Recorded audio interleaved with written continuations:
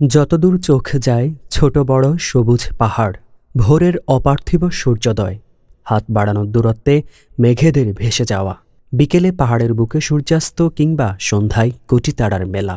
এসব কিছুই কল্পনা নয়, এমনভাবেই প্রকৃতির নানান রূপ দেখা মিলে মেঘের রাজ্য নামে খ্যাত সাজেক ভ্যালিতে। সাজেক ভ্যালি রাঙ্গামাটি জেলার বাগাইছড়ি উপজেলার অন্তর্গত সাজেক ইউনিয়নের একটি বিখ্যাত পর্যটন স্থল। এটি রাঙ্গামাটি জেলার সর্বোত্তরে মিজোরাম সীমান্তে অবস্থিত। সাজেক বাংলাদেশের সবচেয়ে বড় ইউনিয়ন, যার আয়তন ৭০২ বর্গ মাইল। এর উত্তরে ভারতের ত্রিপুরা, দক্ষিণে রাঙ্গামাটির লংদু, পূর্বে ভারতের মিজোরাম ও পশ্চিমে খাগড়াছড়ির দীঘিনালা উপজেলা অবস্থিত। ভূপৃষ্ঠ থেকে ১৮০০ ফুট উচ্চতার সাজেক ভ্যালি যেন এক প্রাকৃতিক ভূস্বর্গ। প্রকৃতি এখানে সকাল বিকাল রং বদলায়। চারপাশে সমুদ্রের ঢেউয়ের মতো বিস্তীর্ণ পাহাড়ের সারি আর তুলোর মতো মেঘ।